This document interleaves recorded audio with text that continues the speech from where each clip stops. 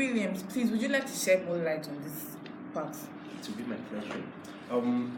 The issue of racism has become very rampant in the society. It's even entered into the world of sport. I will cite an example of about 2 weekends ago when Juventus Football Club in Italy were playing a football game against Cagliari. They were playing in the opposition's home. So Juventus have quite a few black players like such as Blaise Matuidi, Moise Kean. So during the match, whenever Moise Kean and Blaise Matuidi got hold of the ball, they received monkey chants, racist chants from the home crowd. When towards the end of the match, Moise Kean scored the winner and celebrated kind of abusively in front of the crowd.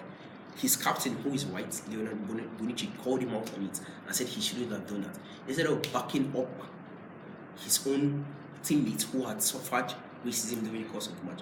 Also, I will cite another example of racism that occurs in court cases. As most of us know, in the United States, their justice system uses juries. Yeah. So during the process of jury selection, the defendant and the plaintiff, they have opportunities to screen the juries before they are accepted into the jury panel and the case starts. So it was discovered in the case, as I have it, in the case of Marcus Robinson, that he was a black man who committed armed robbery and murder. So he was facing capital sentence with the ultimate punishment of death penalty.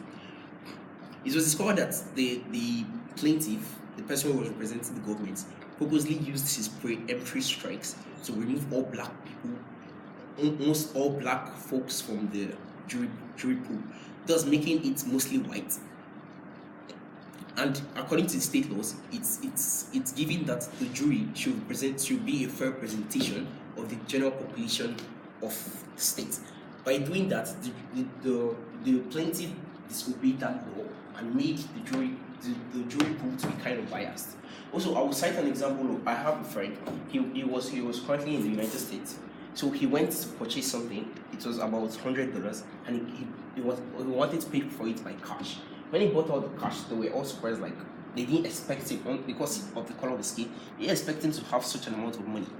So the counter, the person who was at the counter, who was right obviously, took the money back to screen it to check if it was real. That was just uncalled for. Praise, would you like to add anything on the subject matter? Yeah, I'd like to say that racism also occurs like within the African continent. You find such cases within South Africa, where for a long time there was apartheid. I mean, colonial masters came from Britain and colonized these people and still prejudiced them within their own country, such that they discriminated them.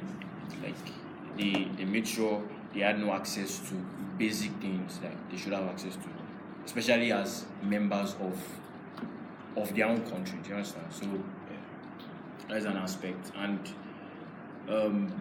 from like racism exists within things like slave trade. That was one of the things that first of all motivated it, because they perceived black people to be inferior to them, and so they began to use them as laborers. They shipped them from Africa to British. So that's a form of racism. And you can also find it like in our world today. Like if you like you said, like going from Nigeria to another country, US for instance.